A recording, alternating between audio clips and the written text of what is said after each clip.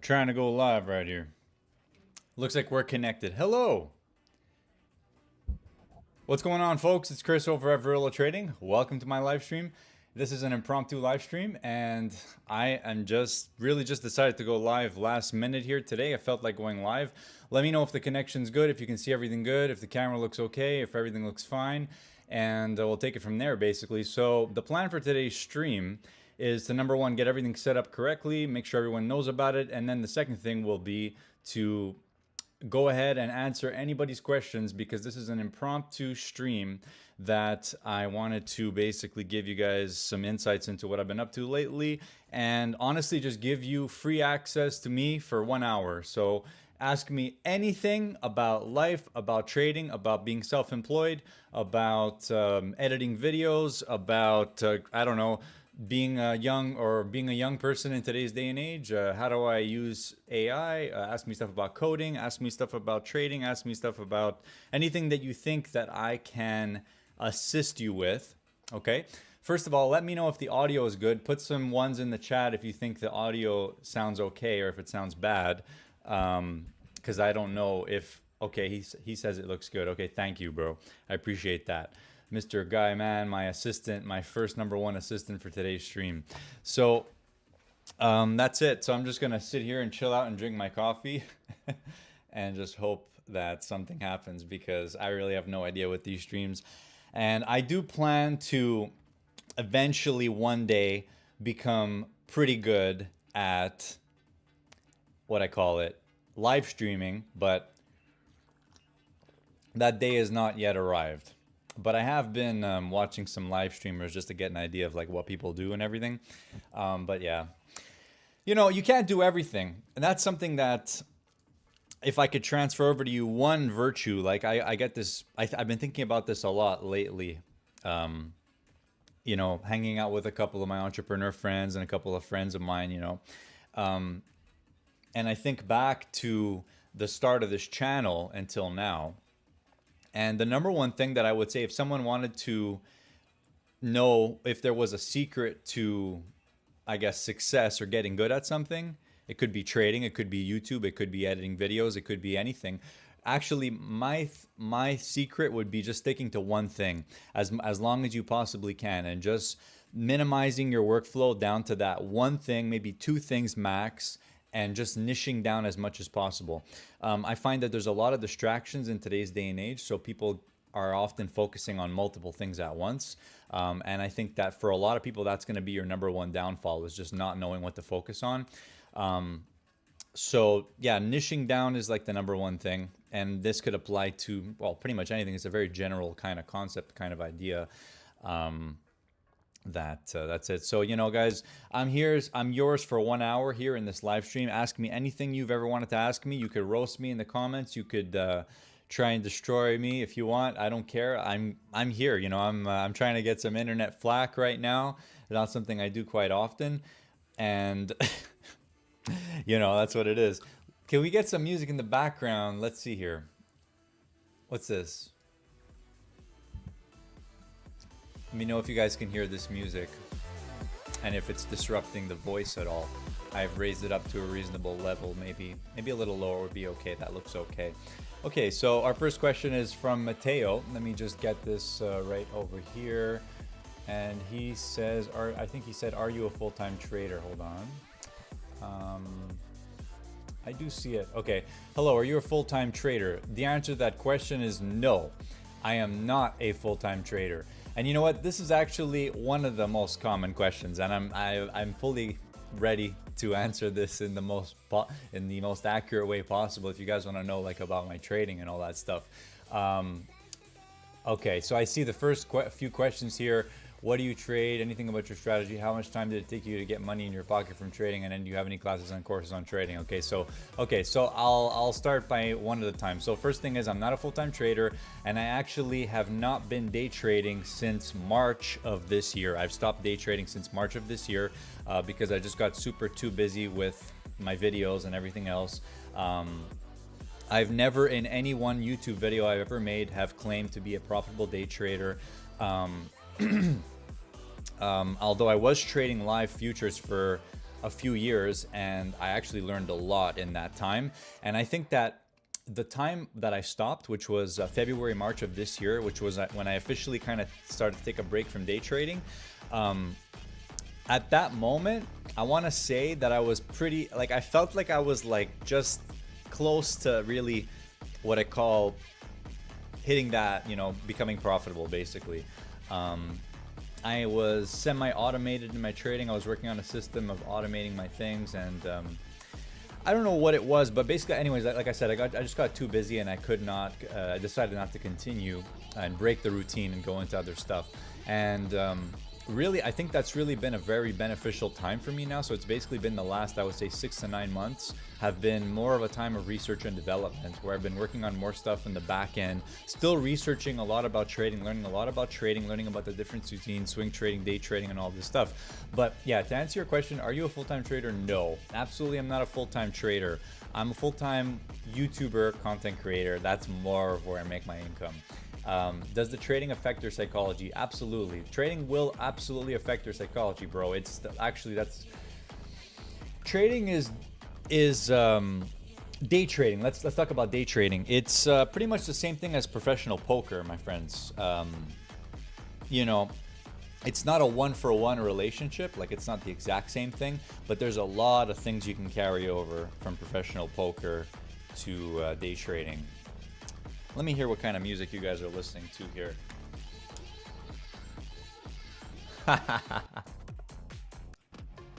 Okay.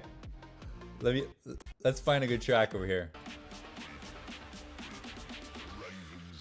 All right. That's my dad right there. Okay. Let's keep it up. And can you guys hear everything? Is the music not too loud or whatever? If it is, let me know, and I'll just lower it down.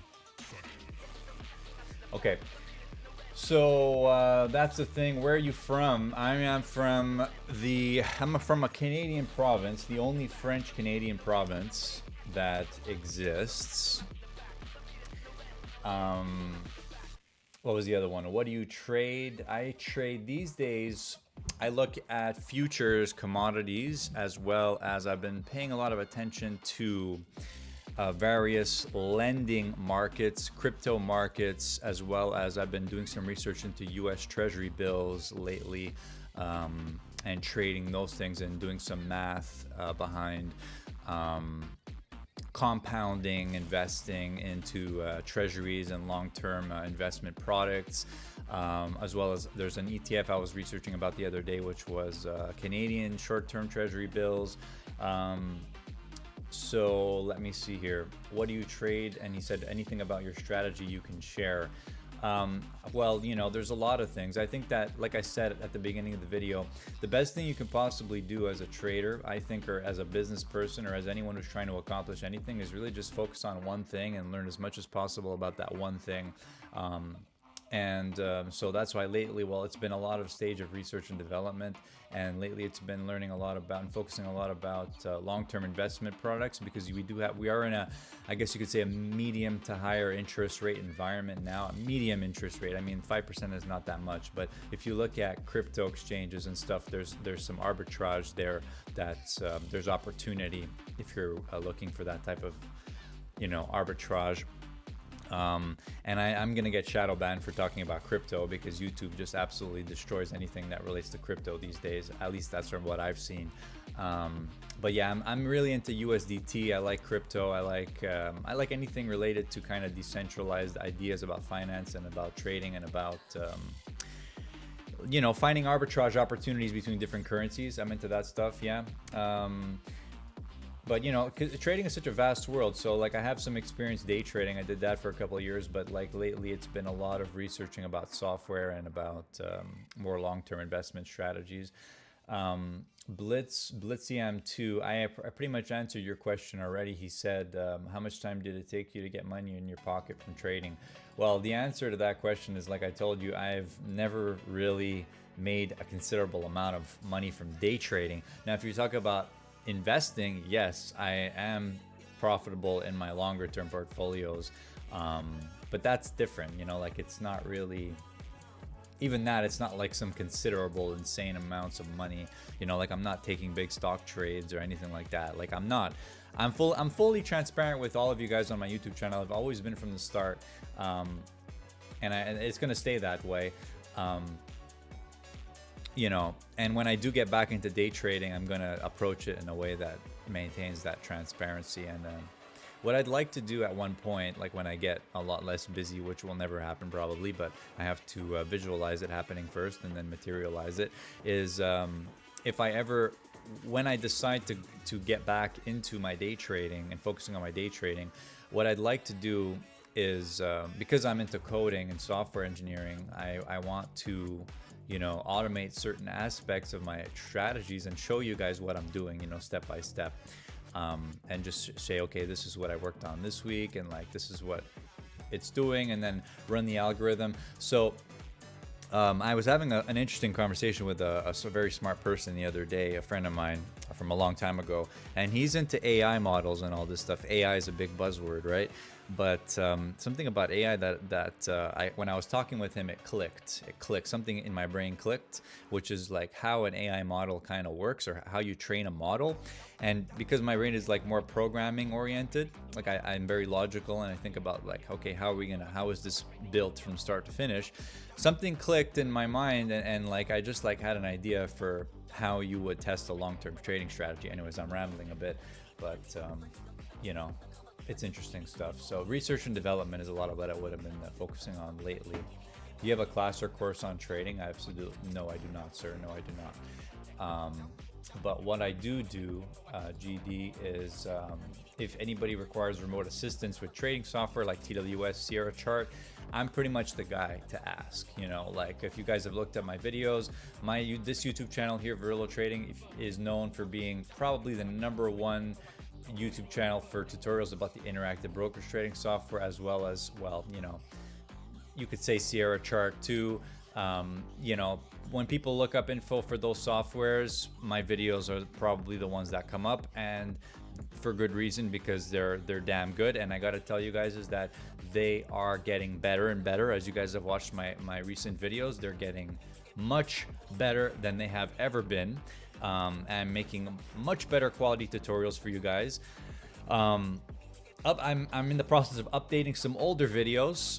One of them is regarding margin trading. So I don't want to segue too much here because there's so many tangents you can go on. By the way, guys, like the video if you just got here. I really appreciate that. It helps with the YouTube algorithm and all that. Press that like button. So I know that YouTube favors newer content creators for whatever reason. I don't know where I was going with that, but I had an idea about something. Anyhow, let me just throw this phone in the garbage so it doesn't keep distracting me. I'm gonna put it over there.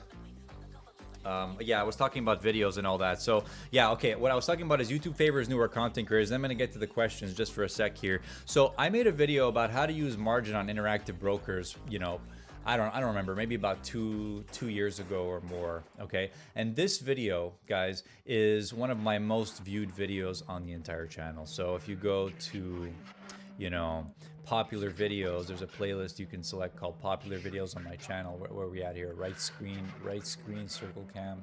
Yeah, that looks appropriate. So take a look. These are the most popular videos on my channel, and you can see here 2 years ago, which is actually maybe about 2.5 to 3 years ago, I made a video called How to Use Margin with Interactive Brokers. Now, this is an example of a video that it is informative. However, if you look at it after 2.5 years, I didn't really, let's be honest, I didn't know what the fuck I was talking about, okay? And this, not to say the video is bad, because the video is very good. There is a reason why it has 49,000 views and however many likes, 1,200 likes. There's a reason why 1,200 people decided to press the like button on this video. It's because it was actually helpful to them. And you can see there's, you know, 17 people thumbed up this comment saying your videos are incredibly helpful. So I'm not going to discredit that, but of course you're always your own biggest critic. That's the #1. And what I have to say about this particular video is that it needs a big revamping, and that revamping is going to come in the future. I'm going to make a video about how to use margin with interactive brokers, and it's going to be the best video that describes exactly how their margining system works. I'm going to give, you know, as you guys know in my recent videos, how detailed things tend to get in my recent videos, but also detailed while still keeping it kind of light, because when you get too crazy and stuff, you lose some viewers there. So I'm trying to keep things, you know, relatively in the ballpark. Yeah. Well, so that's sort of stuff that I've been working on. I have to revamp a few older videos on the channel and you know, bring them back to life and make them more modern and redo them basically. Yeah. So let's go and look at some of these questions here. We're getting the mic. Make sure the mic is nice and straight here. Let's see here. Everything's good. Okay. By the way, so Guy Man says, by the way, I will start trading live next week. Just open a Ninja Trader account. My contract ends in a week. Good for you, man. Shout out to you, man. Keep it up, and just know that it's a long journey. If you're doing the live day trading, just understand that it's a long journey, and it has a lot of correlation to what professional poker looks like. So, you know, just keep that in mind, and you're gonna get affected. You're gonna learn a lot over time. You're gonna learn a lot about your emotions and how you shift over time. I would say that in the time that I really spent focusing on my day trading, I learned a lot about myself. I learned a lot about how my emotions work. I think trading has a way of like kind of stripping you down as a human being, like down to like whatever you consist of. So if you consist of nothing, it's going to strip you down to nothing, and you're going to feel like nothing. If you have some legitimate substance to you and some legitimate experience and some legitimate, like what I call thick skin, you've built a bit of thick skin and resilience to the world, then that will typically show when you're involved in like performance activities like trading and poker. Again, I believe that, okay? So just take it slow, bro. If you're starting live trading, if you haven't live traded before, just take it extremely slow, and just like you know, keep an eye on yourself, and you know, pay attention to how that's impacting you, because it's going to you're going to shift every day that you trade. You're going to be shifting a little bit. It's just part of how it works. It's just life, you know. Irvin says, if you don't trade, what's your new career path? Well, you know, as you know, I'm a YouTuber. I do videos, right? I do videos right here. That's kind of what I focus on. That's what a lot of what I focus on is, you know, making videos, and I have a lot of shit going on related to this channel right here. Like work for weeks, work for months. Going back to the very first thing I said in the channel, in the video, you can't do everything. One person can only do so much. And what I realize is that not only from a financial perspective, based on my financial situation, which I am financially free to a certain degree, but I'm trying to leverage that, you know, based on my financial situation, based on my risk tolerance, and based on everything else, I decided that I did need to take a hiatus from day trading, which happened in March until now, which is still going on. And since then, it's been more swing trading, looking at the markets on bigger time frames, and focusing on the more important, what I consider the more important stuff, which is, you know, building some stuff with software coding, and working on videos, improving my videos, and just working on my skill development. And the other thing was just doing a lot of research and development, you know, because guys, like, you know, you can trade and trade and trade and trade, but research and development, dude, number one thing. Sec. Yeah. If you haven't liked the video, do that already. I'm keeping to read these comments here. Do you have, let's see here. Adam Farr, shout out, man. What's up? He says, what platform data subscription would you recommend for futures simulated trading, which is as realistic as possible for learning? I would say, well, the one that I would recommend is the one that I use, which is Sierra Chart, because they have a very good data feed, and it's the same whether you're on demo or live. Now, that being said, the trading is never going to be the same as live, though it's quite close because they have estimated position in the queue and all that. It's not going to be the exact same thing. So what you would do is, well, Sierra Chart. Sierra Chart's the name of the software. So sierrachart.com. It looks like this. Right side. There we go. Left screen. It looks like this. This is Sierra Chart. Okay. And then the DOM looks like something like this. I have the chat up there. I should probably, I don't know, maybe I could put that on the screen or something. But yeah, Sierra has good simulated trading, so I would recommend looking into that. Okay. Let's continue. Man, the chat thing doesn't show all the comments, so I have to keep going to this thing. I have to get good at this streaming thing, guys. Man, frig, man. Streaming thing is not easy, you know? Like, I can talk. Talking is not my biggest problem. It's the organizing everything, making sure everything's like on the screen, and like I make sure I'm coordinated with all the comments and all that stuff, you know? That stuff is kind of tricky. You know, I watch these streamers. Some of them do it pretty well. Some of these streamers don't even do anything, actually. They just sit there and they just talk. And they just freaking tell jokes and they just get roasted by their comment section, which is pretty common. Yeah, so I'm going to try and zoom through some of these comments here. Did you go to, he says, Blitziam2 says, did you go to uni, have a degree? Do you plan on working 9 to 5 in the future? Hey, that's a pretty good question, you know. So I have what's called a 3-year college degree. I don't know if that's a special name for that in the US or whatever, but it's a 3-year college degree. It was considered a professional program, I guess. And what I studied was musical composition and arranging. Specifically at that time, it was jazz composition and arranging, but actually prior to studying music, I was big into heavy metal, classical music composition from when I was 16 years old, 15, 16, sitting in my room composing string quartets. That's basically all I did when I was 16 until I was about 19. So my degree is in music composition and arranging, and I think that that kind of ties a bit into why I have a bit of a knack for programming, because it's quite similar. Music arranging is kind of similar to how programming works. There are some similar aspects there, which is interesting. I find that interesting. I don't know exactly why it's similar, but it's just similar, okay? Guyman says, any advice would you give to a person going full-time day trading? Yeah, I already said it, dude. I already gave you the advice. You can scroll back in the video. Yeah, he just wrote the comment 2 times in a row. GD says, how do you journal your trades? Any recommend tool to journal? Well, you know, there's some software that exists out there that's convenient for journaling. What I would do is I would just do research about different journaling softwares and do research into particular traders that talk about journaling and listen to what they say and how they journal, and basically get as many different ideas as you possibly can about journaling. But then when it comes down to journaling your actual trades, your trades, you're going to have to just figure out your own method. You know, some traders are just going to use Excel.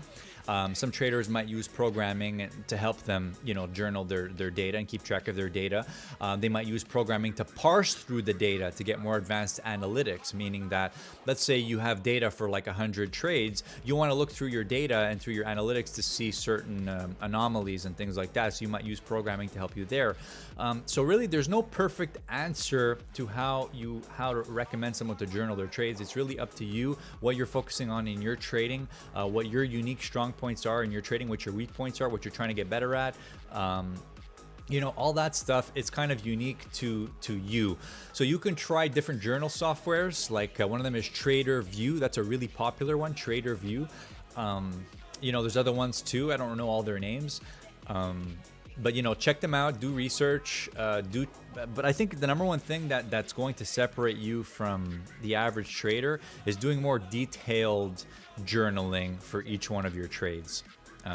So, you know, doing write-ups. Lance Brightstein talks about doing long write-ups. I fully agree with that, because it doesn't matter if it's trading. It could be anything. Actually, it's, you know, anything you're trying to get good at, you need to be studying it, doing research and development into your trades, into your business, into your models. You need to be studying them, look at what happened, what you can improve on.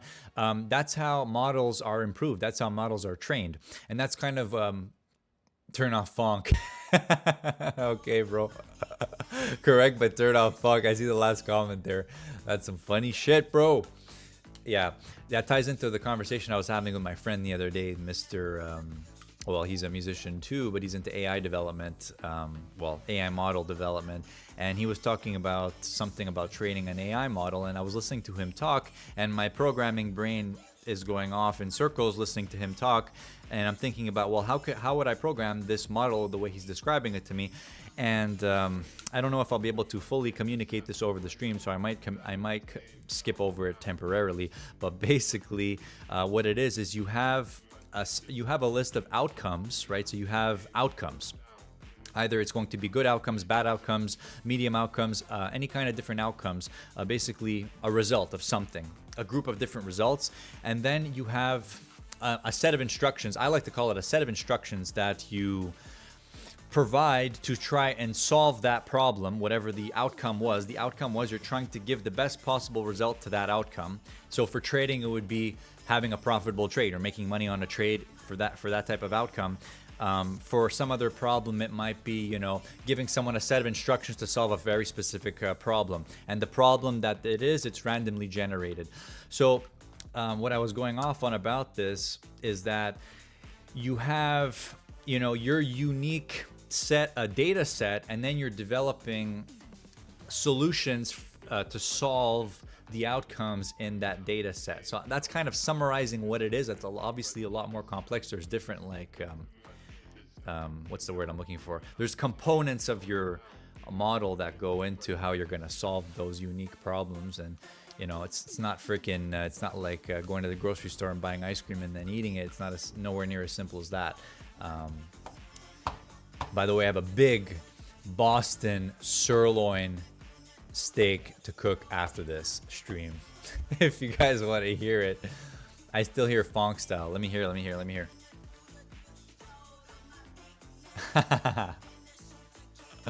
Okay, what about this?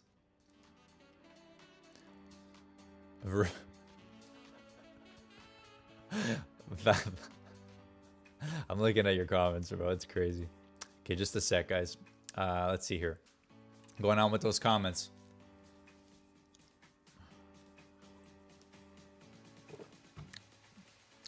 Let's see what's popping over here, guys. Remember to like the stream if you just got here.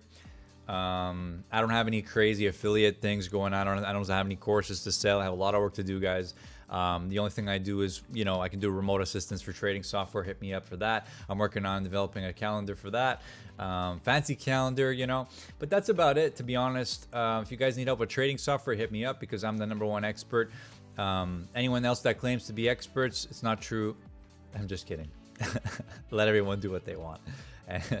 That's my belief. Everyone should be allowed to do what they want, pursue whatever they want, and at the end of the day, the market will decide whether what they're doing is reasonable or not. The market always decides. The market is the #1 deciding factor. If they get roasted, the market decided for them to get roasted. That's what it is. Oh my gosh. Still going through these comments here. Any advice you give to a person going full-time trading? Okay, all that. Got to defeat AI models. Have you ever RMax says you make really informative content and help me considerably on my journey. I appreciate you. Cheers, bro. Shout out to you. I really appreciate that, man. Those are the kinds of comments I love seeing. I see them all the time on the YouTube channel. I've been seeing them for years now.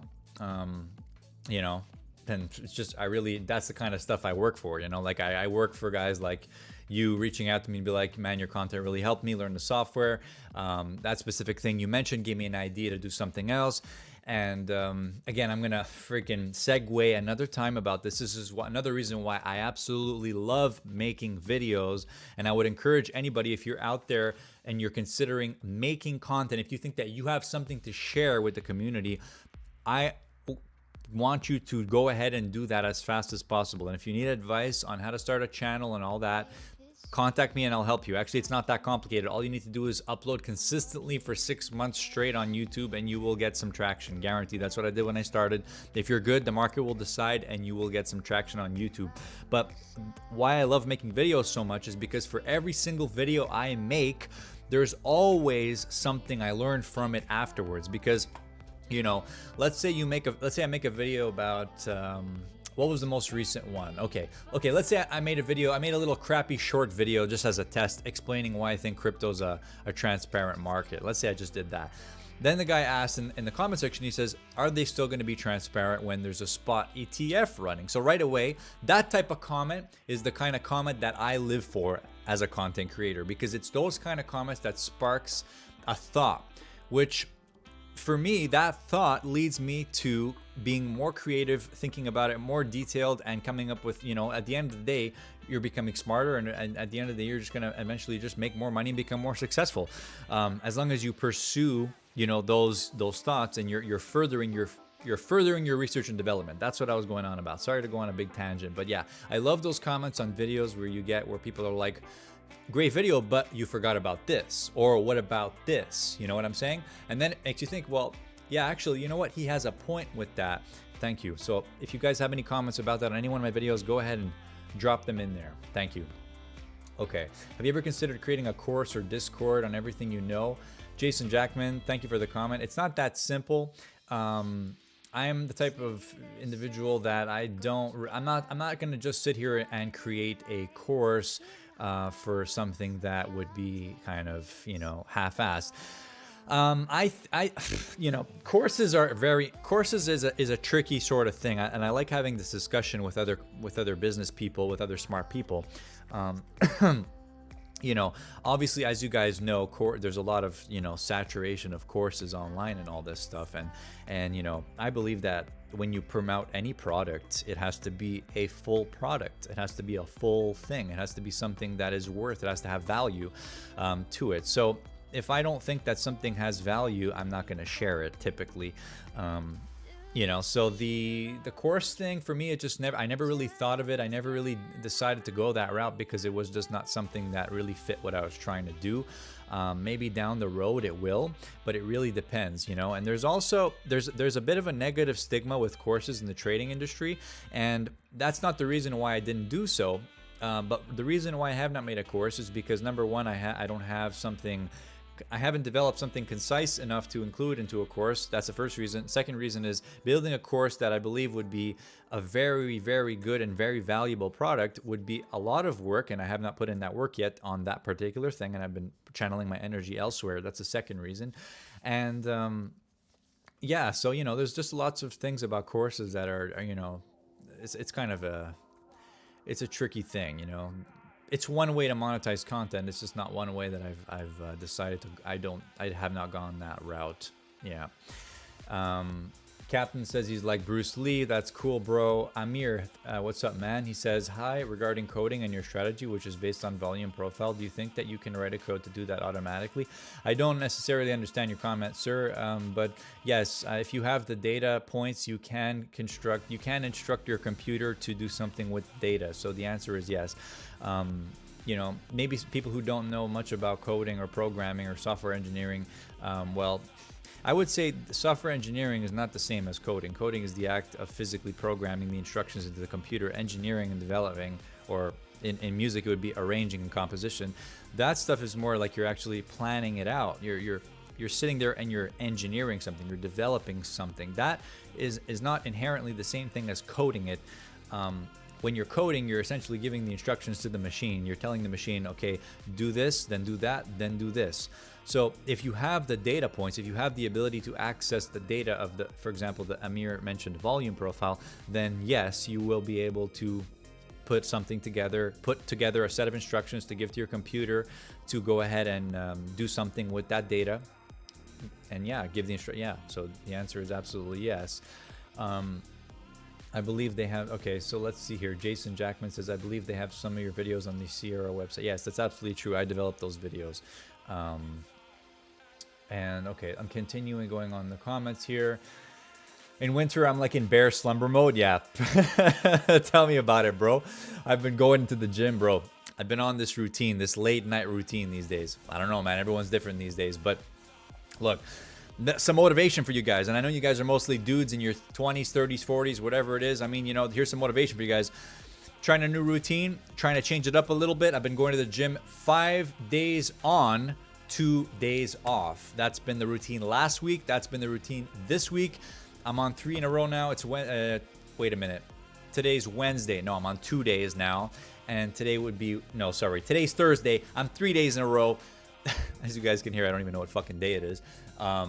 Yesterday I went to the gym, not even by car. I had to take an Uber because my car had a flat. I fixed that today before going on stream here. Today's gonna be 4, and then Friday's gonna be 5. So you know we're getting stronger. We're hitting the gym every single day, guys. We're doing that new routine. I freaking dig it, though. I don't know. It's amazing. I feel great. Can't complain. But it's a late night routine, so it's not something that everybody can do. But yeah, I hit the gym like at 10 p.m. at night. You know, Probably if you work a regular 9 to 5, that's not going to be feasible for you. But I like it because I'm able to get the hell out. I mean, I'm able to not be around so much freaking people all the time, so many freaking people. And, you know, I just don't like crowds. The gym I go to is really freaking crowded and full of people, and I don't like it. So thanks for the clear and concise IBKR videos. I appreciate that, dude. Thank you a lot.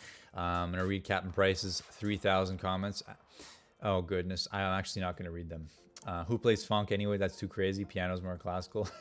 Dude, funk is too sick, bro. Come on. You got to stop, dude. That's the sickest type of music that exists these days. Like, for when you're driving, bro, tell me, yo, driving a sick, fast, chill car like a Volkswagen GTI or like a Ford Focus RS, that type of shit, listen to some funk, bro, forget it, bro. Let's hear. Let's boost this shit up. Let's see.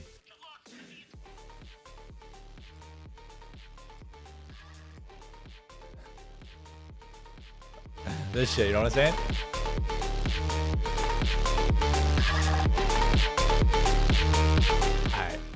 Alright. Okay. But Captain Price, you know, you can't please everybody. That's something I learned a long time ago. It's pretty hard music. Okay, so I'm continuing going on these comments here. Remember, during the stream, guys, ask anything you want. Ask me anything. No filter. You guys have first access right now to ask me anything you want. I do not stream very often, so this is your one-time opportunity to literally ask me anything you wanted to ask me. If it's too personal, I might not answer it. But literally, ask me anything. Now's your chance, okay? And that's funny. I just saw your comment, Mark it then. Are you still consistent at the gym? Just answered your question, bro. What do you think about all these this is a good question. Biatsnim too. He wants me to roast some YouTubers now. He says, what do you think about all these candlestick traders that are profitable in quotation marks? Yeah, it's a great question, bro. Look, I mean, I have no business in telling you what other people are doing or what other people should be or should not be doing. But what I could tell you is that this camera is underexposed, and I'm just going to give it a little bit more of an ISO boost here. A couple of stops up. That looks okay. And what I got to tell you, bro, about these profitable candlestick traders is that I think that the number one thing is transparency in day trading, especially, or in any trading, or in anybody out there on the internet who decides that they want to sell you something regarding a system of trading that can make you profitable. Well, look, if they're claiming profitability, they should be able to give you some sort of a track record that proves it. At least that's what I think. I think that that's a layer of transparency that's kind of missing in the retail trading education space, is that most people just simply don't provide their broker statements. You know, they might provide them. I haven't seen them because I don't go out of my way to look for people's broker statements. You know, I have better things to do than roast people, than try and uncover, you know, the myth of who's the next fucking trading scam. You guys should be able to see that on your own. Maybe I could help you guys see that a little bit clearer. But I think at this point, guys, there's already a lot of content creators that have made videos about this stuff that kind of has created some of what I call the modern negative stigma regarding online day trading, online trading courses and all that stuff. There is a bit of still of a negative, well, it's sort of new. It's a negative sort of light portrayed for people that sell courses on day trading and all this stuff. And, you know, that's simply the way it is. I think that there's value in everything. I mean, in a lot of courses out there, you will be able to extract some value because, you know, you're getting some sort of a unique perspective one way or another. But there's a difference between someone giving you, you know, real-time access to their trades compared to someone who's showing you a course from like 2 years ago. I don't know. It's a big discussion, not one that I really want to get into.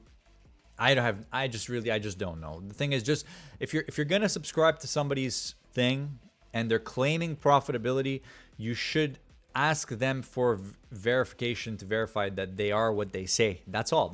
Literally, just, are you what you say?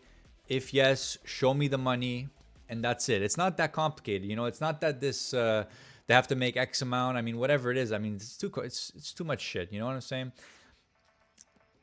What's going on, Sebastian? Shout out to you. Shout out to Captain Price. Shout out to Lavender. Do you only trade bonds now? No.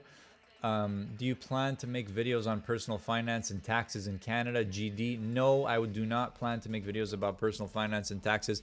Maybe, you know, personal finance to a degree. Like if you guys want to hear my takes on credit cards and what I think about that, sure, I'd love to talk about that. If I don't get shadow banned in the process.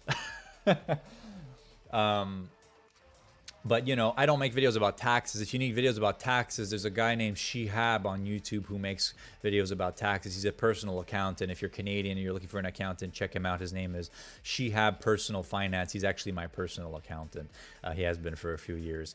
He's actually the guy that told me to start doing YouTube. Full disclosure, no joke. Like, fully revealed, right? He's the reason I'm here right now.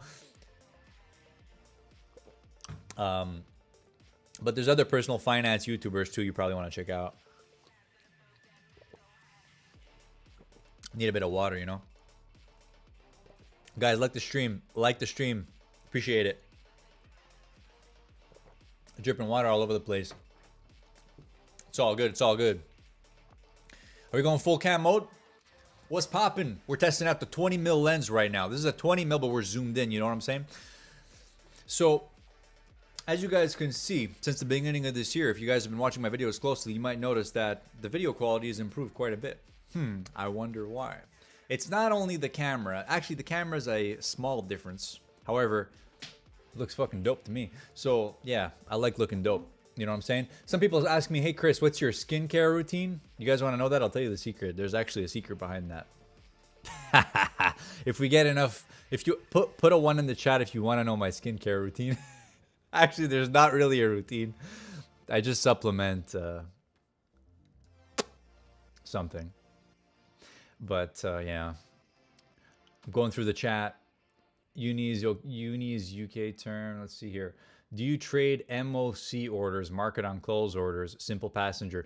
That's a pretty good question. Yeah, I have done that before. Yeah.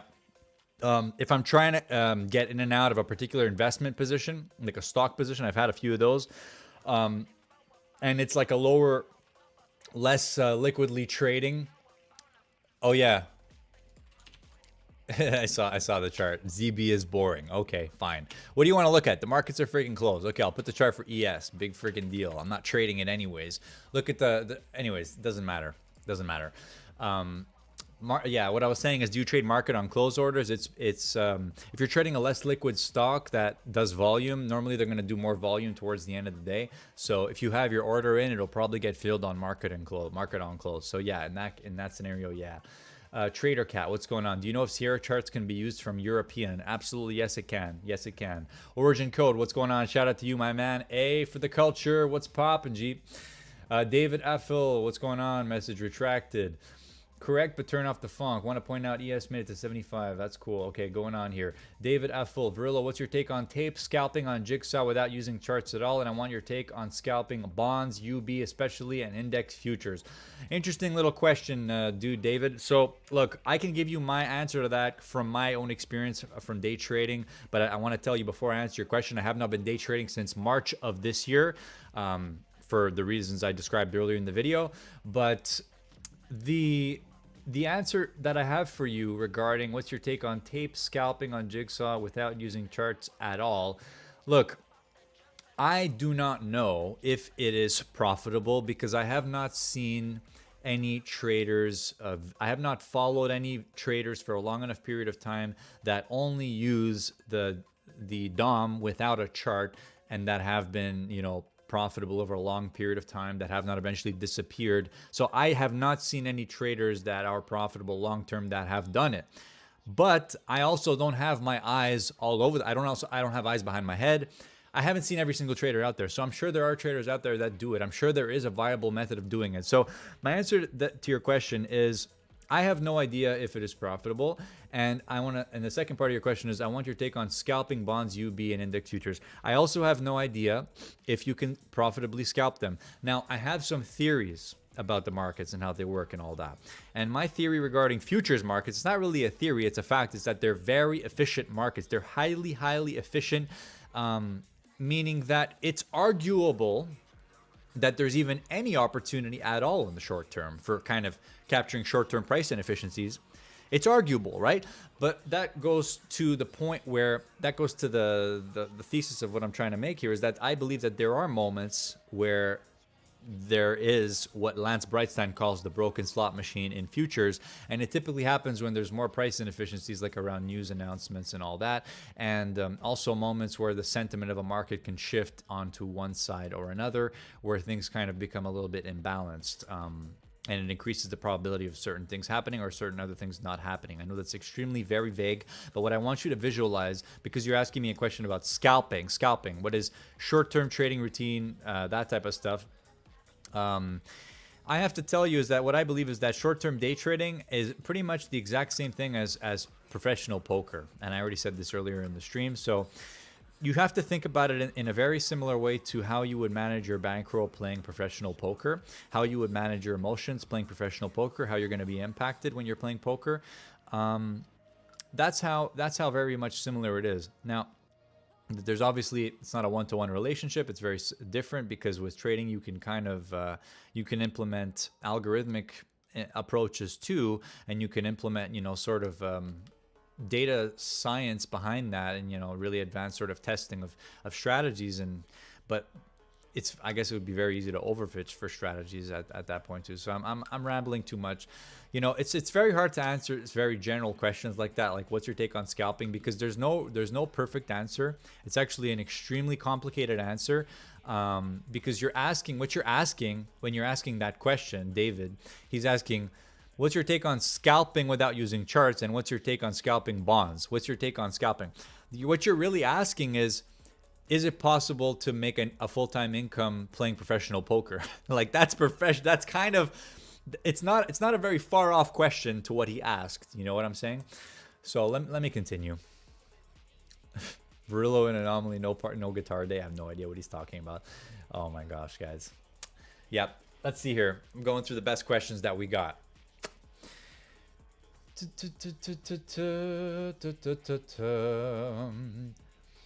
you hotkey dollar amount purchase or share amount purchase? Yes, I guess. Where'd you learn how to program?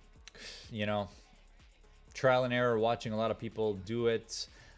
School. Bialo, great question, dude. Where'd you learn how to program? School. I certainly didn't study into what they call computer sciences. I didn't study computer sciences. I studied music, like I said. And what I have to say about that is that I'm a very good self-teacher. I have taught myself numerous skills in my life so far, to the point where by the time I learned coding, and by the time I learned a bit about programming, a bit about coding, a bit about programming in C++, I already self-taught myself so many different skills. So it was just like the right time, right place. And I had already the kind of knack for understanding how to teach yourself something on your own, how to learn a new skill. So it wasn't that hard. If there was one thing that they should teach in schools, it would be how to teach yourself a new skill. And yeah, it's like such a valuable thing, because these days, I mean, the world is moving faster and faster. Every single day, it feels like things are getting faster and faster. More information is getting collected on all of us. And, you know, unless you're involved in what's going on, unless you understand like the AI stuff. Well, AI, I hate saying AI, but that's kind of what it is. I mean, the development of AI, artificial intelligence, and how fast things are moving with these models and these what are called I don't even know the technical terms for it. Like, I'm so bare bones like on the topic. Like, I have an idea of what it is and what it looks like, but I'm still unable to accurately communicate this out to the public in any possible way. I'm still working on that. But if you guys have knowledge about the development of like how things are moving in that industry, feel free to reach out to me, and I'm glad to talk about it. By the way, I do have a Telegram group you guys can join if you guys want to chat about, you know, trading or software or any about that. So it would be t.me/VerrilloTrading. Let me find that for you live up. It's basically this. I'll drop it in the chat. Let's see here. Yeah, I threw it in there.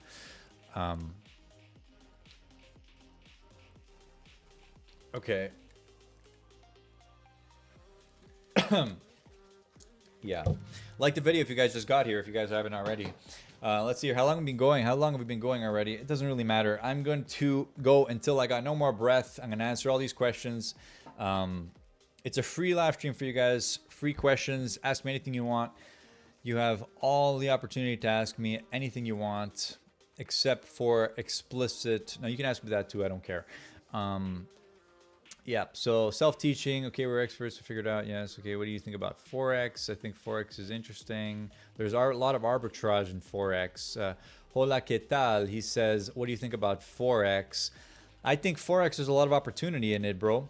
Forex is interesting. Look, I'm not talking about Forex day trading, right? That video I made about Forex day trading was specific to Forex day trading. What I'm talking about is Forex arbitrage. Different thing, different type of ideas.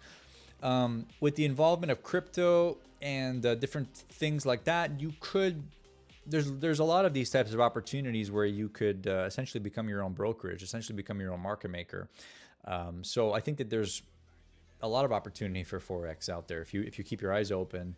And if if you're willing to accept the risk of whatever currency you're involved in, then yes, there's opportunity in Forex. I think there's actually some of the best arbitrage opportunities are in Forex. Yeah. So let's see here.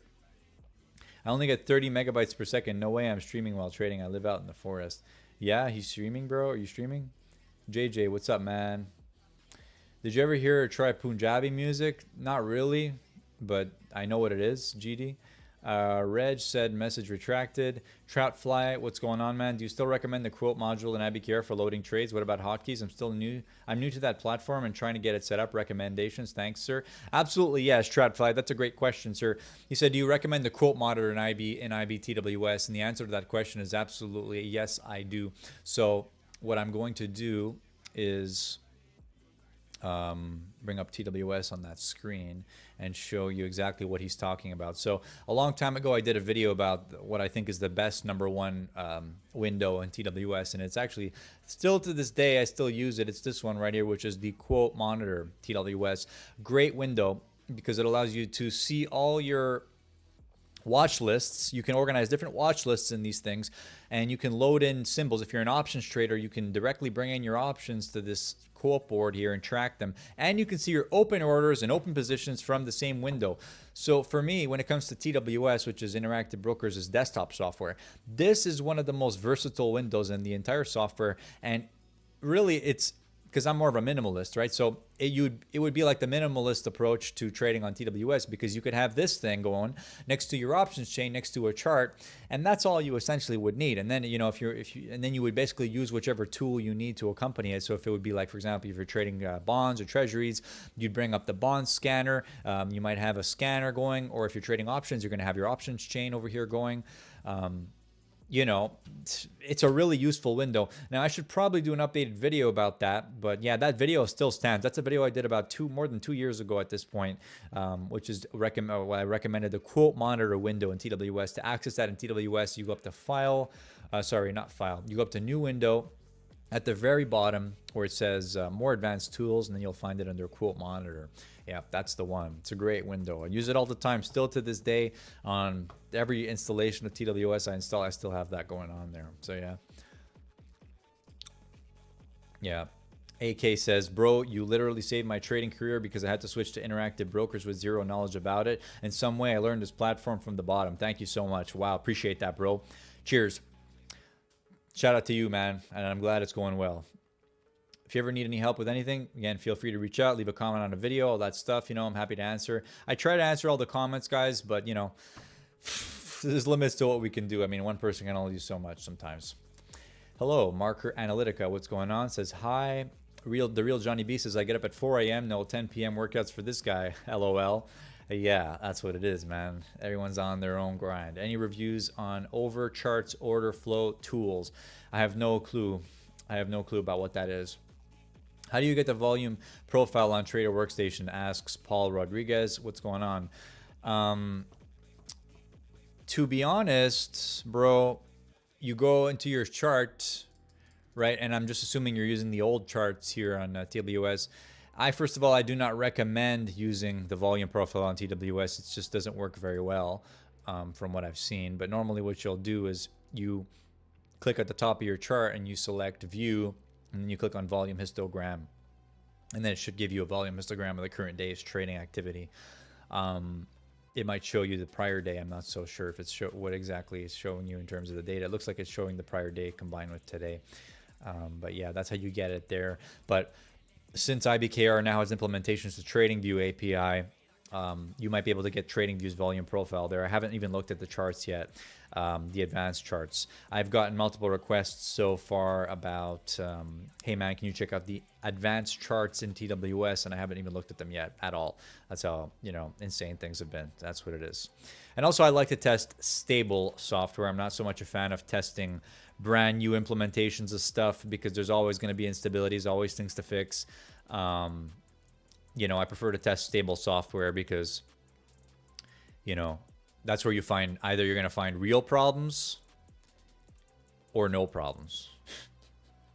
Whereas if you're testing unstable software, like kind of a new release, you're testing like some features that are not fully, that might be sort of kind of beta. Again, it depends on the software we're talking about here, okay? If you want to get into that discussion, we can do that. But, you know, from what I've seen is that there's certain companies or certain development people that develop software that do it very, very well. And when they put out a release, there's no beta things going on. There's absolutely, this is a full release of a software, and there's not going to be any things that are half-assed done.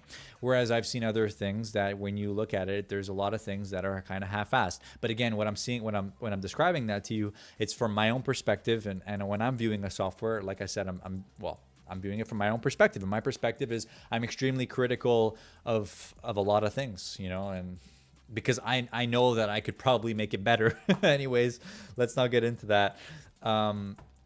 Any reviews on blah, blah, blah. Okay, what's your advice on people wanting to start developing indicators / studies? Bialo, great question, bro. I would say it's not that complex. You know, whatever it is, maybe that's kind of a fancy way of putting it, right? So he asked the question, what's your advice on people wanting to start developing indicators or studies or strategies or things like that? Really, it's not that complicated. You don't have to learn another language. You do have to learn the language in order to put it into tangible. If you want to put it into tangible machine code, if you want to put it in like C, then yes, you have to learn some C. But when it comes to actually developing the stuff, you just have to know what it does and be able to communicate that in a very accurate and precise way, in a very detailed way, where you're handling when you're handling all of the different components of whatever is consisted in that indicator or study. So all you're doing is you're just mapping stuff out. So, you know, you take a simple, I don't remember the name of that software I use on my laptop. It's basically a software that allows you to, you know, write do diagrams basically. So you start by drawing some diagrams, and you make your little boxes, and you write, okay, this is component number 1. It does this, da da da da da, and then you make, okay, this is component number 2. Component number 2 relies on component number 1, and you just start building it out from there. You're engineering whatever it is you're building, an indicator or a strategy.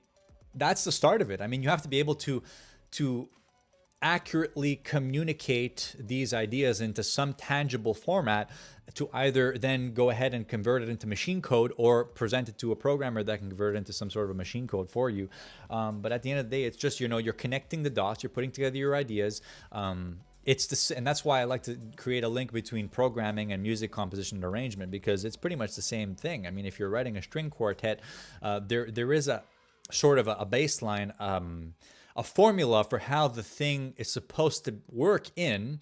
There is a context for like, for example, a Sierra Chart study has a certain context. There's certain guidelines you have to follow to make the skeleton of a Sierra Chart study. When you're writing a string quartet, there's certain guidelines you have to study for writing that. So whatever environment you're working in, you have to learn the basics of that environment, you know, and then start putting in whatever it is of your models. Basically, you're always trying to find the right word here. Your operations, you know, your components of your operation, you're putting those in one by one, you know. So that would be my advice. It's not really any different than anything else, than building anything else. You're just kind of building something from start to finish, or one step at a time. That's all. That's my view on it. At least that's kind of how I think about it. Break it down into small chunks, and then, you know, work on one aspect at a time. And then you're always going to have to be tweaking and improving things. as you develop it. Has CRA ever questioned you any of your deductions? No, they have not. The real Johnny B. No, they have not. Hi, which broker do you recommend for someone living out of the United States? I don't know, Joshua. I don't know, sir. That's a good question, but I don't know. Like, look, which broker do you recommend? Yeah, I recommend. What do you mean? I have a link down below for the broker that I'm affiliated with for stocks, which is Interactive Brokers, because all the videos on my freaking channel are regarding Interactive Brokers. So yeah, I guess I recommend Interactive Brokers, but you know, honestly, for you, dude, like, I don't know which broker is going to be best for you. So I'm not just going to say use Interactive Brokers. I'm going to say you have to do your own research, figure out what you need, and that's it. You know, for example, if you need a broker to short sell some stocks, if you're one of those short seller stock traders, then I'm not going to recommend you Interactive Brokers, because Interactive Brokers has extremely high margins and they don't have good borrow rates. You can't even borrow hard to borrow on Interactive Brokers. You can't. So I'm going to say look elsewhere for that. However, if you're looking for a broker that you can invest safely into UST bills for a pretty low fee, and if you have, like, let's say you want to invest, I don't know, 100 racks or 500 racks or more into UST bills, specifically that, then I would say Interactive Brokers is pretty good for that, because they charge you a one-time fee no matter how big the bond purchase is. So if you're looking specifically to trade that, then yeah, that's pretty good, you know. Then an alternative might be, if you're looking to buy that many T-bills, why don't you just go ahead and go straight to the auction itself and go buy them there? Why do it on the resale market? So that's another argument you might want to make. So there's a lot to it, man. It's crazy. This whole trading industry, guys, is absolutely insane, because you have your marketers, right? And they come out and they say, guys, look at me. This is my platform. Check it out. This is what I do. This is a service I offer. It's a marketing shtick. But there's always a fine print. In every single marketing shtick you see, there's a fine print there that's telling you something that you didn't know about from the start. And then you realize, oh, actually, it's not as good as I thought. I had to do it this way instead. Actually, what I needed was this. So it's unfortunate. This is the way most industries work, is that you just, you know, you really just don't really know what you're getting into it until you've finally gotten into it. It's really unfortunate. That's why, you know, when I make videos, I try to be as transparent and honest as possible about the videos I'm making. And sometimes it's extremely hard to do that without coming across as marketing for a particular product, because at the end of the day, that's what you're doing. And as a content creator, how the hell do you make money? Normally it's by marketing a particular product, or for, well, a brand affiliate deals. And the other thing would be monetizing your content in some way or another, monetizing a service. I think the service way is one of the best ways, because you're not actually, you know, you're not marketing any kind of third-party services. The best would be to actually develop your own service that you believe provides a lot of value to people, and work on that, because you're not going to be relying on any, you know, third-party stuff. Like I've gotten hundreds of emails from companies and stuff, and they say, hey, you want to market our thing? Let's do some affiliate marketing, blah, blah, blah. But I cannot promote to you guys, right? So we got 41 people watching right now. Cheers to you guys. What's going on? I will not be able to market a product to you guys that I have not used. I will not be able to sleep well at night if I did that. Literally. I can't. Like, I'm not just going to say, hey guys, check out this VPN thing that I used twice. I want you guys to use my affiliate link and check it out. You know, if I said it that way, I would get approximately 0 sales.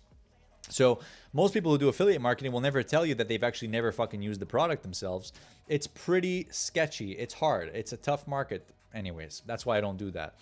So anything I talk about on the channel, I've used it myself, guaranteed. I've used it a number of times. That's why I do TradingView, I do Sierra Chart, and I do Interactive Brokers, and I do Iron Beam. Those are the 4 services I use for trading, and that's all. Anything else? And I use Wise for like a currency broker thing that I use to move cash around. Yeah, so those are the 5 services I use right now. Other than that, it's nothing else. So if I don't use it, I don't promote it. That's all. And if I don't like it, if I use it and I don't like it, I also don't promote it. So I have to like it too. Going on a rant. As always, I don't like talking. That's why I don't like streaming, because I just end up fucking talking too much. I'm going to just zoom through some of these comments and then probably wrap this up. Let's see here. I always thought that IBK client portal should incorporate the book trader.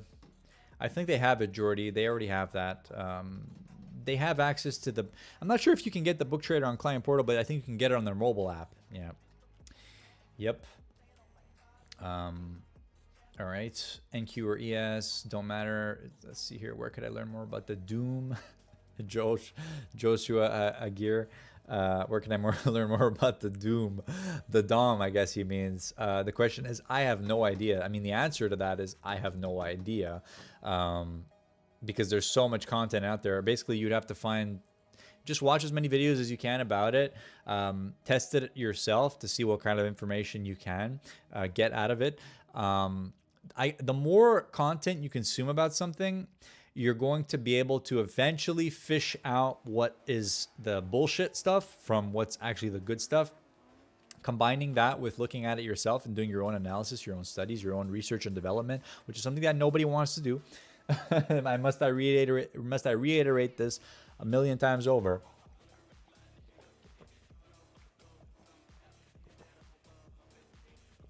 Guys, the number one secret is research and development. And that's the number one thing that nobody wants to do. They want to be served on a silver platter.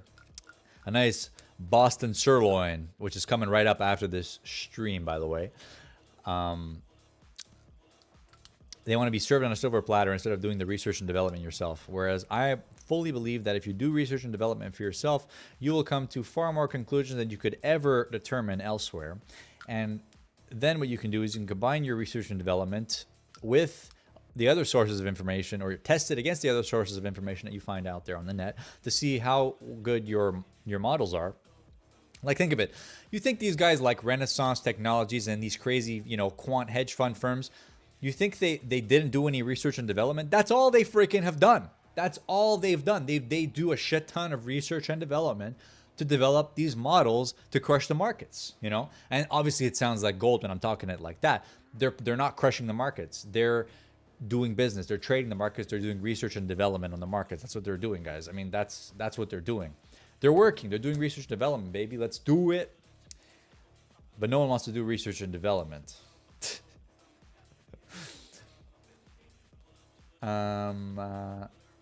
Love the video on implementing your own market profile in Sierra. Use it to build my own developing historical market profile. Cheers, Lavender. Appreciate that. Thanks. How about futures prop firms? Not sure. Don't use any of them. I don't use any of them. DC Forex is too much of a dark market. How do we switch to the new style charts on IBKR? Mike B63, what's up, man? Honestly, I do not know because I have not even used them yet. I've gotten a few requests to say, hey, bro, check them out. But I think the way you do it is you go up to a new window chart and then you go to advanced chart. Now, I'm not going to even click there because something's going to come up and it's going to be like, some voodoo is going to appear on my screen. I don't even know what's going to appear. So I'm just going to not do that because that's not something I've tested before. You know what I'm saying? I test things in private, in the dark corners of my office. And I don't test beta software. That's the other thing. I test stable software, baby. Let's get it. I'm just going to close these. Just 1 second, guys. Give me 1 second here.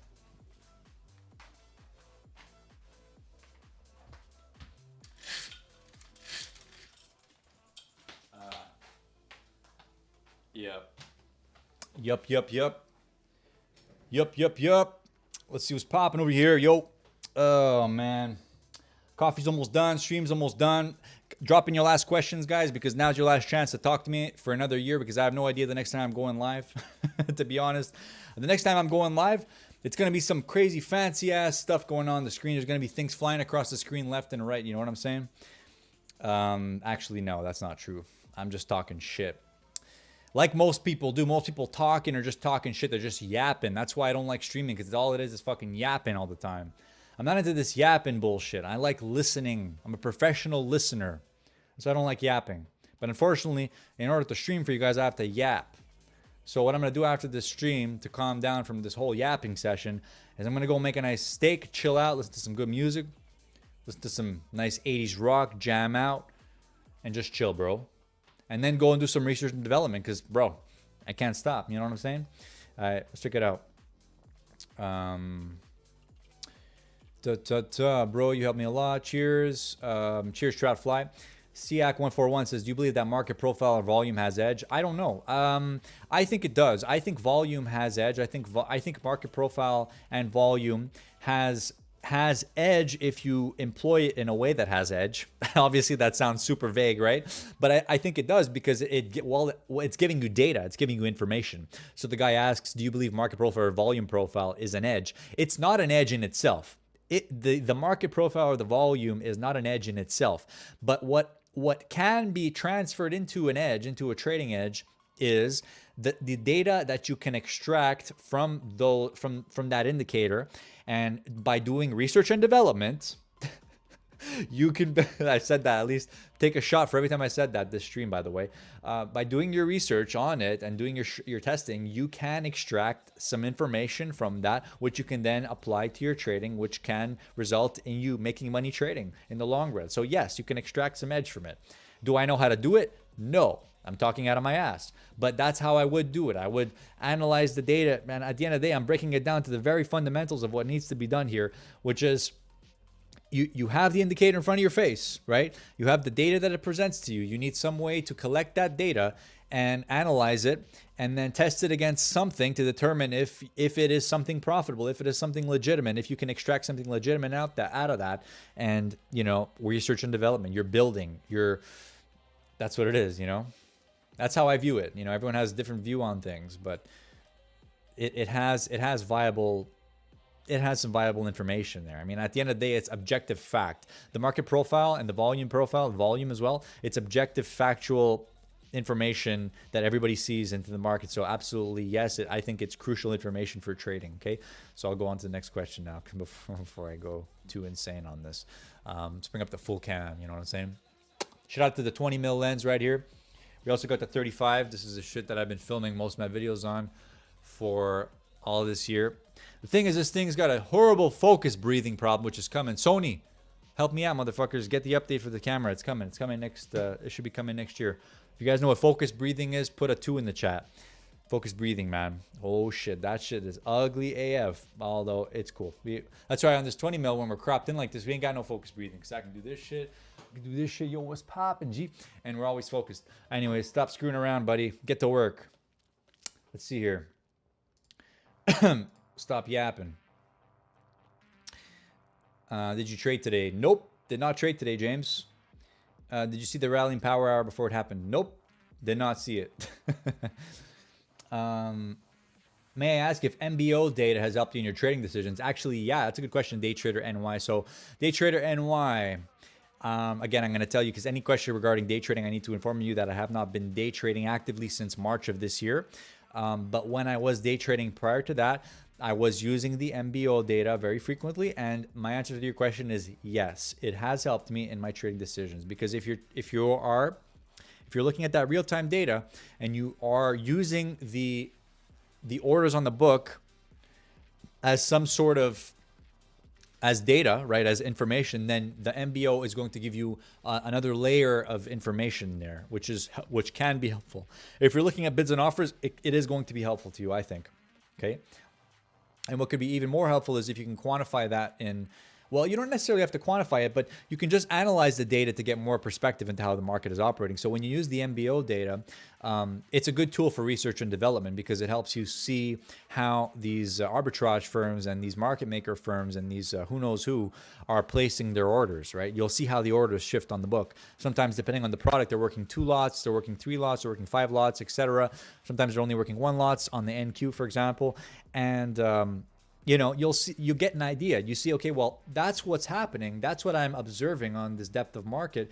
So that's what they're doing. Objectively, the information is literally right in front of your face. Thanks to that MBO data, it's giving you another layer of complexity, another layer of data into insight into how some of these traders are managing their orders.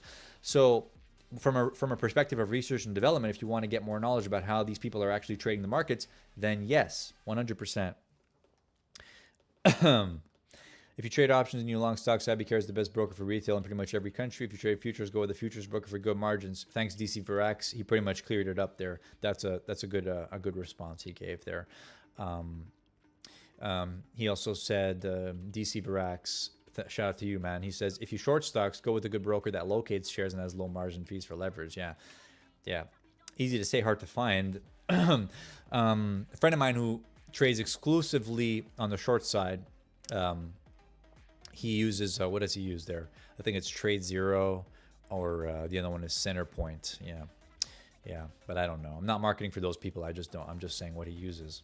What do you think about CFDs? I don't know. I've never traded CFDs. CFDs are in Europe, I believe. I don't know if they trade CFDs in North America. Do you guys trade CFDs in North America? Let me know if you know in the comments. I've never seen people talking about trading CFDs in North America. I think it's more of a Europe thing. Cheers, Mike B63. Appreciate it, dude. Ed Clog says, do you trade gamma scalping? Not sure what that is, actually, gamma scalping. Sounds like an interesting little term, but I don't really know what that means, what the actual term means. Let's see here. AK, there are two things I cannot understand in TWS. Number one, how to set the chart to scale up and down my mouse scroll and drag it with mouse click. How to set the chart to scale up and down by mouse scroll and drag. Yeah, so it's not supported, AK. It's not supported.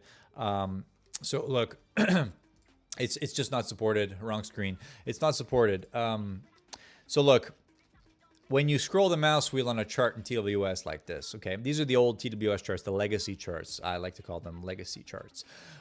When you scroll the mouse wheel, this is what you get, right? It increases or decreases the bar spacing. It does not move the scale of the chart. Now, if you hold the control key while scrolling the mouse wheel, this is what happens. You can scroll back and forward the chart like this, you see? So that could be good. And you can see if you look at the very bottom there, it moves this little thing here. So you can also click and drag here to move the chart backwards and forwards, okay? So just to recap, the mouse wheel on its own changes the bar spacing. If you hold control and scroll the mouse wheel, now you're scrolling the chart left to right, okay? There is no functionality like there is in TradingView and other softwares for click and drag on the chart. You cannot do that with this TWS chart. If you click and drag, it's gonna draw some ugly trend line here, some Tory trade trend line. We got a Tory trade trend line going on now on this chart. And as you can see, it does not look good. So I'm gonna delete it. Shout out to Tory Trades. So yeah, you can't click and drag on the chart on TWS. So that's the thing.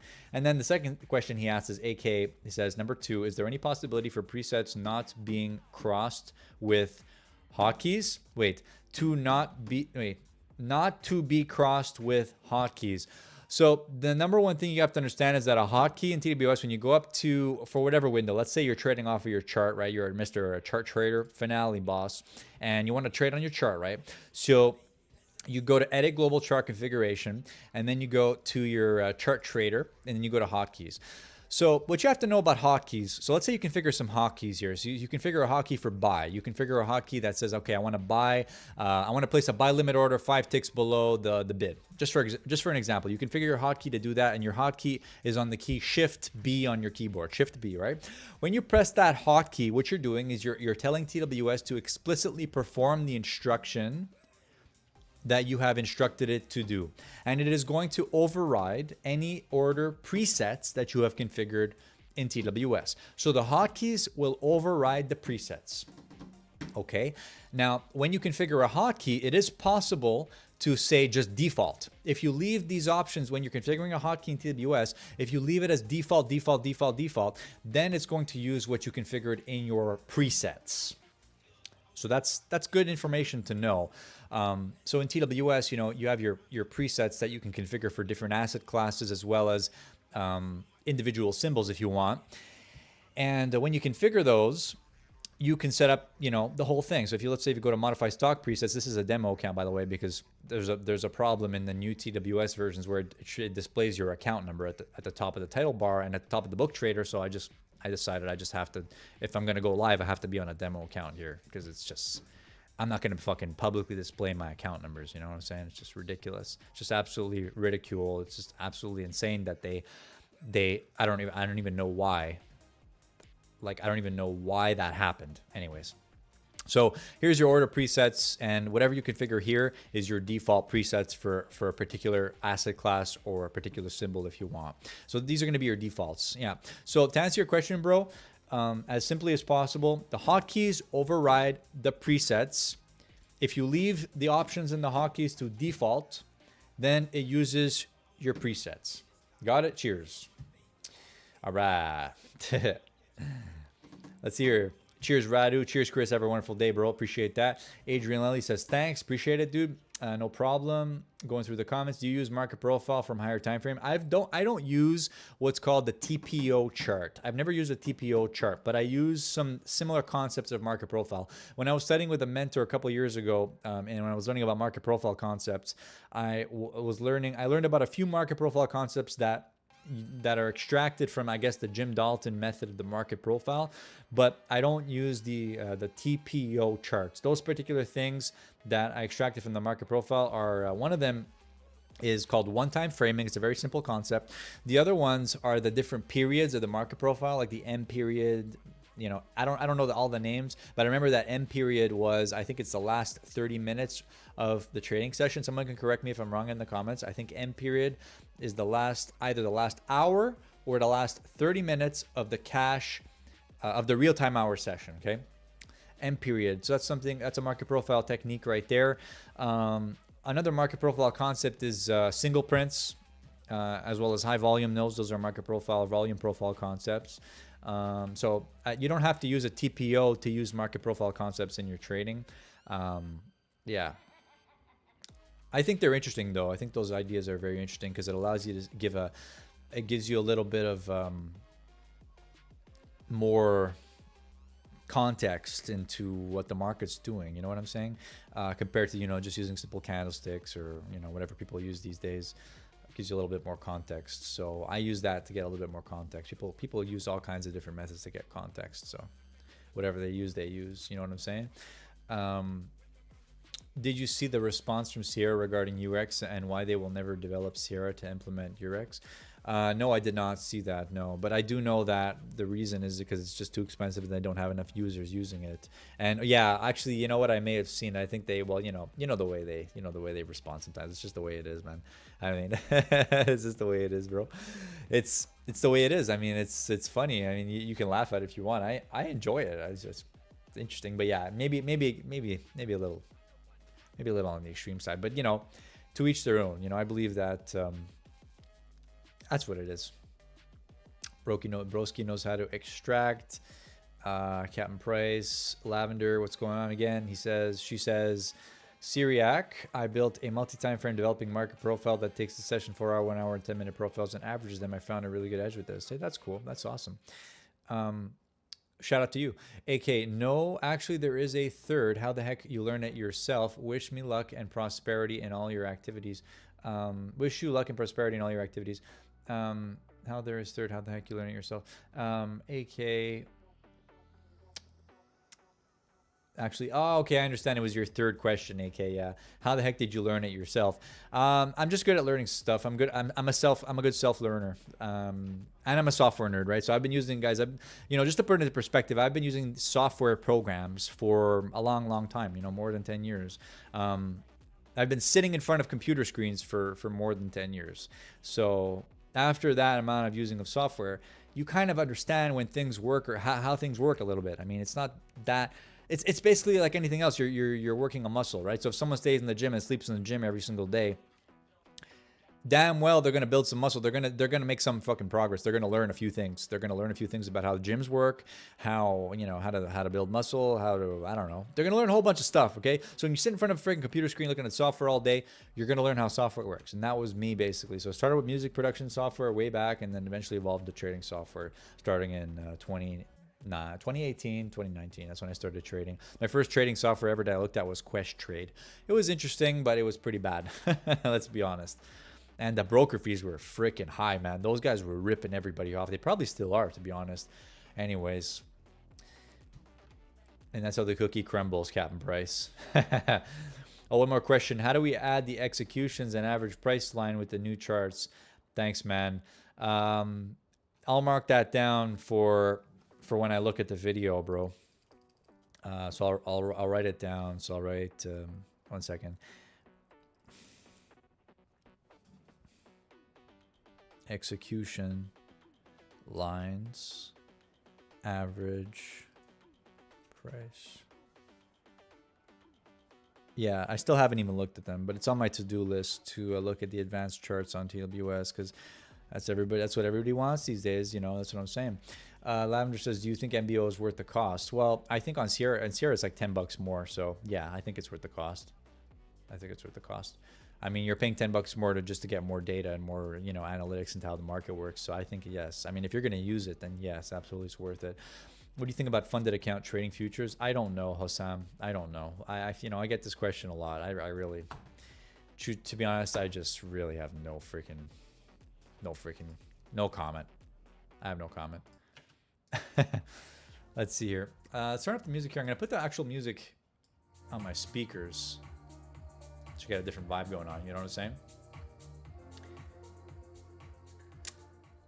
And like, look, if you think that the funded thing gives you good, the only thing I'll say about the funded things is that I think it's best if you do it if you have some experience trading first. You know, you don't want to go into that without any trading experience. That's the only thing I would say about funded account things. And then the second thing would be like, do your due diligence for the company that you're going to be working with. You know, just to make sure everything's legit and all that, because the way I see it with those funded things is like you're paying a low amount to get exposure, but really you're not actually trading real money. You're not actually trading live markets. You're not seeing your order you're not putting in a real order. You're not seeing the order book change when your order is placed. You're not getting filled by real orders. A lot of it is kind of I don't like it that much. I don't like that. What I like is showing up to the real poker table and playing a real game of poker and feeling all of the emotions associated with that game of poker, really, you know, and then taking out of that what is supposed to be taken out of it, you know. And I'm not advocating for people to just jump right in the market and not know what the hell you're doing. Absolutely, I'm not advocating for that at all. Like I said, I said the words. I'm gonna R&D. That's the slogan. R&D, right? You got to do your R&D before going in and risking real money, obviously.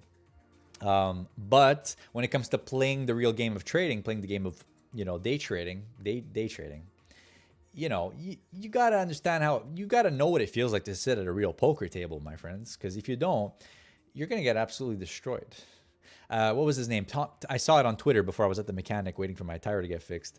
And I looked at Twitter and I saw Tom Dante. He's a pretty popular trading influencer, Tom Dante, right?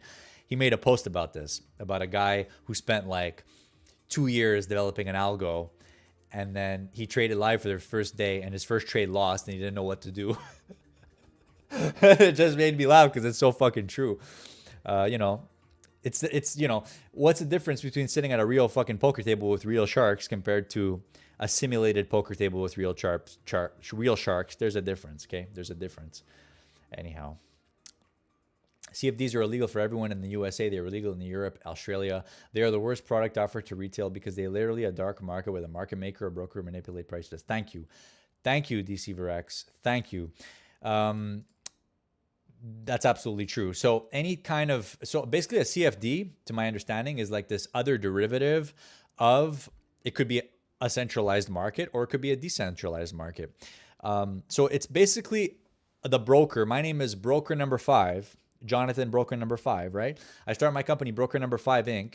And everybody come and trade with me, Mr. Broker number 5, open my account with me. And what you're trading with me is you're trading US dollar against the Canadian dollar, but you're trading it on my bid offer spread, baby. My bid offer spread. So if you want to if you want to sell Canadian dollars, guess what? You got to pay my price. If you want to buy Canadian dollars, guess what? You got to pay my price. So, and they adjust their prices, obviously, to be favorable compared to the actual rate. So they're acting as an independent forex broker dealer, and they're making a spread every time someone trades. Apart from that, because it's an independent, if it's some sort of a day trading firm, it's even worse, because then they could technically, if they wanted to take you out of the trade, they could, because they can manipulate their own bid offer spread and say, oh, by the way, there's no more liquidity here. Oh, is that your stop loss right there? Yeah, we're going to take that right now. And then you're out. You know what I'm saying? Whereas if you're trading on a more centralized, let's say, like bigger exchange pool, liquidity pool, like I don't know, forex.com or what's the other one there, Oanda, these bigger ones. I don't even know if they're that big, to be honest. They seem big because they're all of these fucking billboards. But let's say you're trading on a bigger liquidity pool. If you're getting stopped out, it's because the market actually moved to that price. Anyhow, yeah. But this happens in crypto too, by the way. And some people actually operate trading strategies to take advantage of those types of things. Like I remember, like I did some trading on the KuCoin exchange, right? And remember, I was trading Dogecoin earlier this year, and it happened to me where I actually got filled on a couple of profit takers. When I looked on Binance and it didn't even trade at that price yet, so there was an inefficiency there on the KuCoin exchange that didn't happen on Binance because there's, less liquidity on KuCoin. Whatever it was, the KuCoin market makers decided to drop out. And the stops got triggered on KuCoin, not on Binance. And for whatever, because I was positioned to take a profit from it, that's what happened. Yeah. So, I'm into that stuff. I'm into this type of what's called, I guess, forex arbitrage between different exchanges, crypto arbitrage, that kind of stuff. It's all very interesting to me. I find that very interesting. Yeah. Do you find knowing how to program in Sierra is needed to extract data for indicators, or is it more if Sierra has options to select to visually see the info? I don't think programming is necessary to extract. No, it's not necessary. It's more of a R&D tool. It's more of a tool you can use to help your trading and improve your trading and get more knowledge about your strategies and all that. But yeah, Sierra has numerous different ways that you can display data on the screen. They have their TPO charts. You can have your volume by price charts in numerous different ways. You can have your what's the other one there? The market data. I don't remember the name of that indicator, but it's the one that shows the heat map. It's the heat map indicator basically on the chart. Yeah. Let's see here. What's the other chart I was looking at? Let's look at this.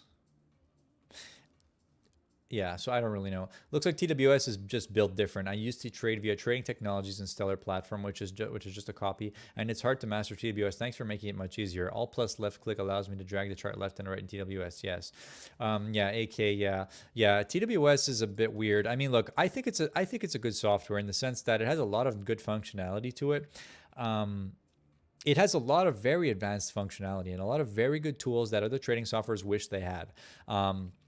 And it's really good that they were able to develop a lot of this stuff. But the main problem with TWS, guys, the main problem is the fact that it's built in some sort of a Java core, and whatever it is, the way it allocates and deallocates the memory on your system when the software is running, it's just absolutely slow, right? So it's not a fast trading software; it's a slow trading software.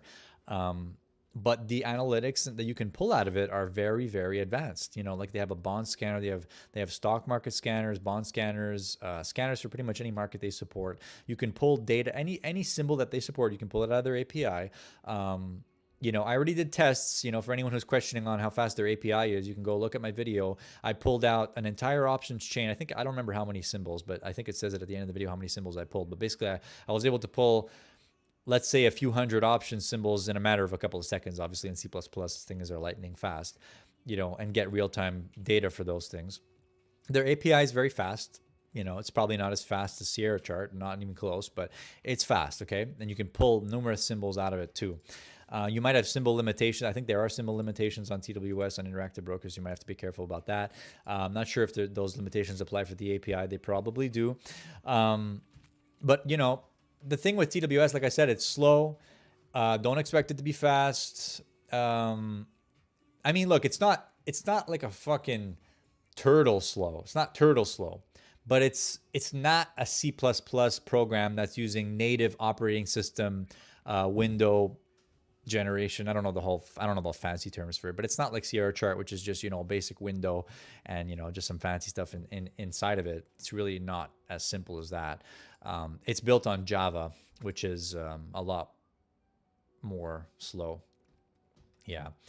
Looks like we're approaching the end of the questions, guys. Let's see here. Remember, now's your last chance to ask questions, guys. And we're going to end the stream. It's 5 p.m. Markets are closed. Let's see here.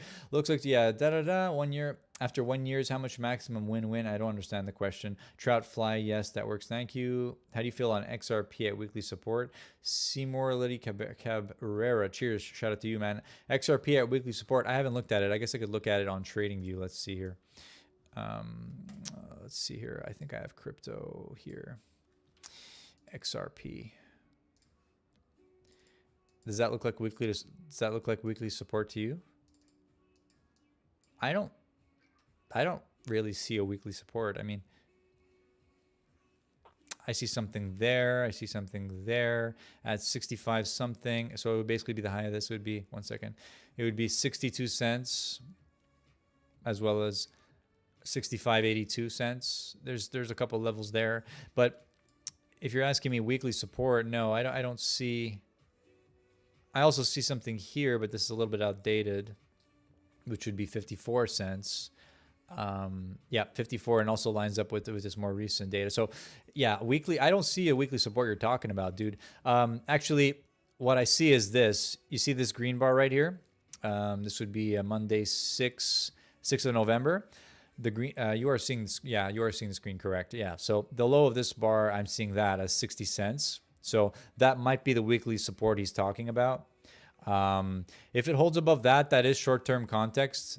This is, that could be his weekly support that he's talking about. So yeah, but look, I don't really know. I don't think there's much interest. I don't have much interest in speculating on it that much. I'm not a long-term holder of XRP. Shout out to you if you are. Shout out to you if you sold some on this pump. I would have definitely sold some. So I'm the type of trader that would, if you see this type of thing, I'm definitely taking some off the table. I mean, it's just common sense. I mean, some traders won't, like if you're a new FOMO trader, yeah, it's 60-60. Yeah, I see it. I see it now. Yeah. Low 60. Yeah, I have 60-43. Yeah, I guess we're looking at the same thing there. Yeah, that's pretty cool. That's interesting. As you gain more experience trading, you become more the trader that's going to profit from these types of things. Like if you're a long-term holder of XRP, I would have definitely. there's thing about like euphoria in markets, like there's always a higher probability of a retrace when you have a really, really fast and hard move into, well, in one direction. So as someone who's long, I mean, if you're long on this bitch and it's fucking pumping up to there, I mean, yeah, you're going to take some off the table. That's why, I mean, look at that. Look at this. The market decided that the price was too high and it went back down. It's the way I like to see things. It's whatever. Let's see here. Funded accounts need to be treated the same as real live accounts. Don't treat them as a demo account. Yeah. Funded accounts are give you capacity evaluation, so you have the experience to make money trading. You don't want to trade more. Yeah, it's complex. It's complex. Let's see here. If you want to trade 5 ES contract of futures broker, you need to always have more. Yeah, he's just giving some advice to him. Yeah, I see that. Just wondering if I could get your take on trading just one stock, Reg. Thanks, man. That's the last question. I'm going to answer your question and then end the stream. If you guys like the stream, remember to leave a like on it. I really appreciate that. If you guys want to see more streams like this, also let me know. I don't really know. I mean, look, if more of you want these types of streams, I can do them. Just because I'm super extremely, always tied up with a whole bunch of stuff that it's extremely hard to get on this kind of consistent streaming schedule. But I'll try and, I'm working at it a little bit every day. I'm trying to visualize what it's going to look like. A better quality stream and all that. But, I'm doing the best I can, and with the time I have and the resources I have, and based on my priorities. So well, one step at a time, I think is all I can say. One day at a time.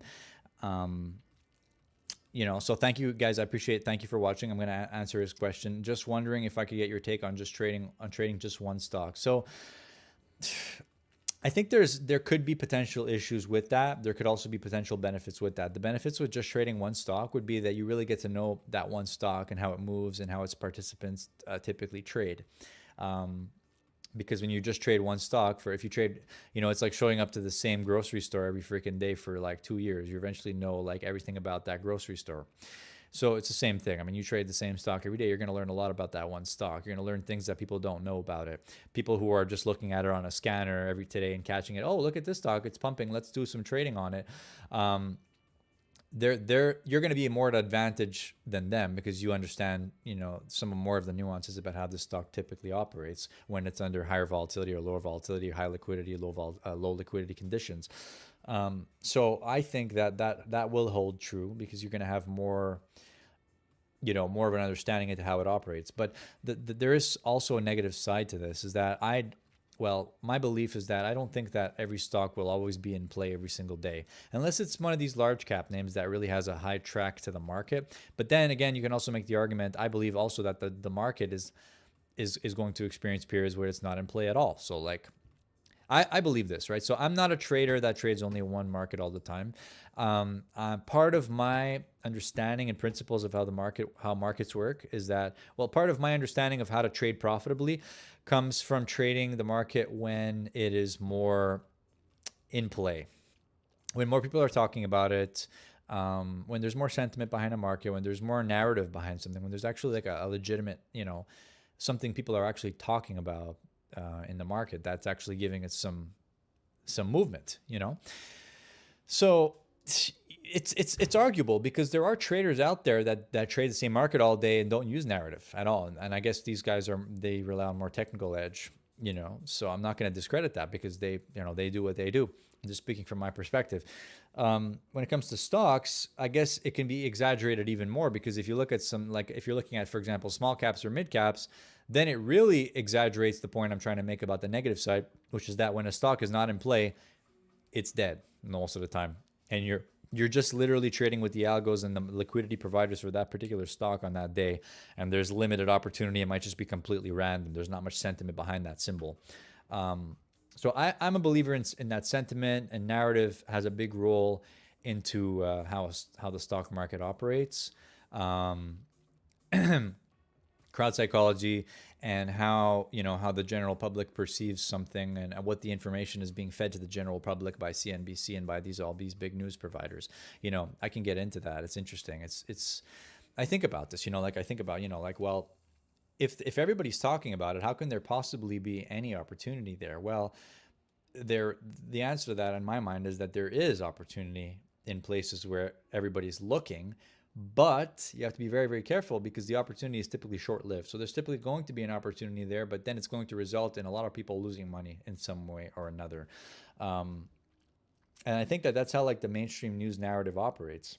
Anyways, maybe I'm getting a little too conspiracy theory on you guys, but leave a like on it if you guys appreciate that.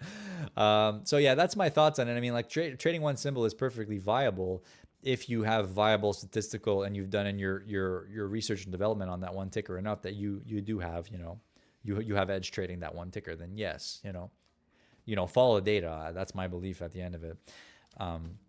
And that's all I got to say, bro. We're out of there for today, guys. Yo, thanks for joining the stream. I appreciate it. And all the best to you guys. If you have any questions, leave them on the video. And all the best. And if you want to support me, click on the link down below, which will click on Interactive Brokers. When you click that link, it directly supports my content. I say this in almost every video. There's a disclosure, all of that. If you're looking for a futures broker, check out Iron Beam. That's all I got to say. Click on the link. Cheers. All right, guys. All the best. See you in the next stream. Peace out.